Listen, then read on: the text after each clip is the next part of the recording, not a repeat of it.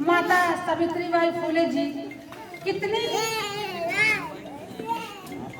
वो सशक्त थी, कितनी वो मेहनती थी कि इतना विरोध होने के बाद भी हम महिलाओं के लिए इतना सारा कार्य किया, क्योंकि वो जानती थी कि जो चीज मुझे आज झेलना पड़ रहा है वो हमारी अगली पीढ़ी को न झेलना पड़े, इसलिए उन्होंने इतना बड़ा बीड़ा उठाया। बड़ा बीड़ा उठाने का मतलब जब वो अपने पति के साथ मिल करके, ज्योतिबा फुले जी के साथ मिल करके जब शिक्षा का अलग जगाने के लिए जब लोगों के बीच में जाती हैं लड़कियों को पढ़ाने के लिए, तो रास्ते में उन पर गोबर, कीचड़, बिस्टा, अंडे, मतलब जो भी गंदगी चीज होती थी उनके ऊपर फेंका जाता था।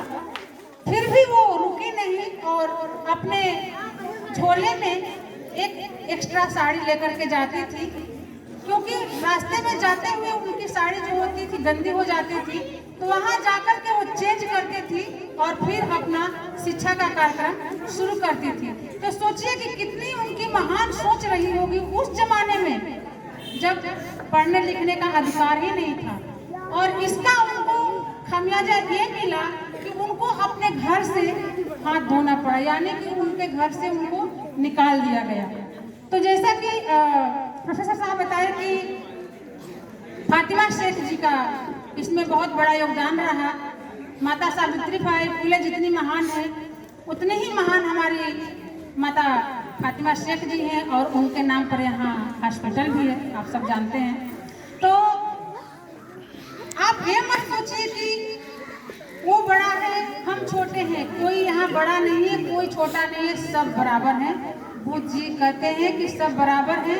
अत्त दीपो भव, अपना दीपक स्वयं बनना है, कोई हमें दीपक दिखाने यानी कोई हमें आगे बढ़ाने के लिए नहीं आएगा।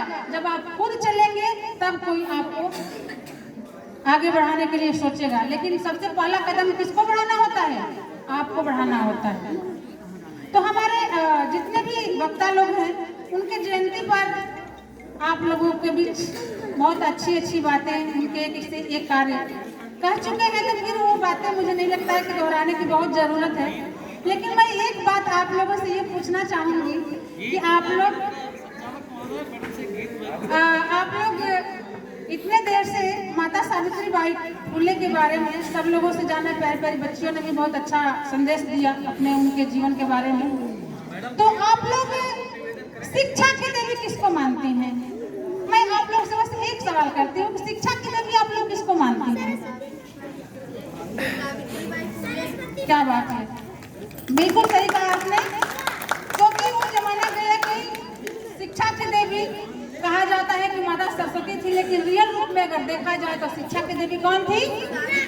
सावित्रीबाई फुले जी थी, क्योंकि उन्हीं के बदौलत आज हम महिलाएं जो है पढ़ लिख करके राष्ट्रपति, प्रधानमंत्री, अभी आप लोगों ने सुना होगा मिर्जापुर की एक लड़की सानिया मिर्जा देश की प्रथम मुस्लिम महिला फाइटर प्लेन उड़ाने के लिए उनका चयन हुआ है। तो यह सब किसकी बदौलत हो रहा है?